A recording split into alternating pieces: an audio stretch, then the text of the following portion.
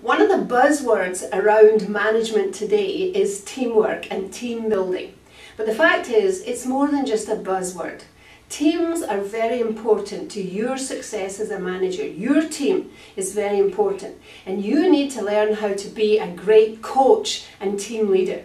Now, your situation is different from everybody else's, and I can't in this short video tell you how to develop your team. However, I can give you 5 characteristics of great team leaders and great teams. The first one is trust. And I did a separate video on this earlier on, so if you haven't seen that video yet, look for it, because building trust is something that you as the team leader need to do. The second characteristic is communication, and if you know me well and you know my work, you know that I am all about communication. For me, everything in the workplace is about communication. Now, on your team, that doesn't just mean that you have systems in place. A lot of people make that mistake. They think if they've got systems for doing things, all is well. But that's not necessarily the case, because any system is only as effective as the people who are using it effectively. And when it comes to communication, that means skills. Communication skills. If people want to communicate and they know the system, but they don't have the skills to do it, then communication will break down. I mean, how many times have things gone wrong because somebody wrote and sent an email that nobody understood because it was badly written?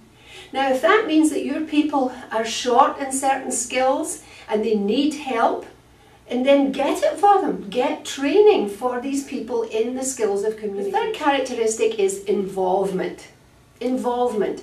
That means involving and engaging your team members in the way the team operates, in decisions that the team make. Now, this doesn't mean it's not necessarily a democracy, and at least not in every case. You're not going to give them a vote and a say in every decision you make. You're the manager. You have the final say. You make the decisions. However, having them involved in discussion and engaging them in what goes into making the decision will help you make better decisions, and it will also help them buy into the decisions because they helped to arrive at them.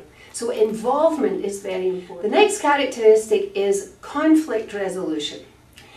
They're human beings. We're dealing with people here, and when you have a lot of people working together, or even a small number of people, conflict does arise. Now, conflict, strangely enough, is not always undesirable.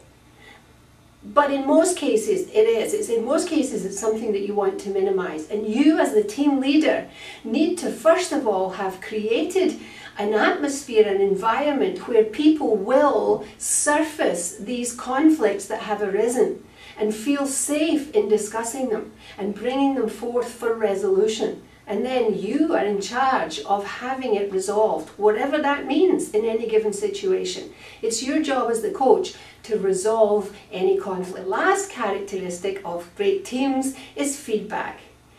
It's important to people that they know if they're doing a good job. They also have to know if they're doing a less than sterling job so that they can get better. And that's important to you. So don't let people's efforts just disappear into the void.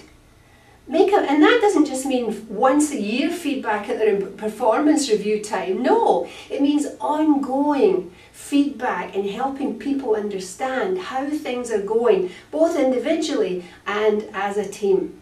So if you follow these 5 characteristics, you have the makings of a winning team.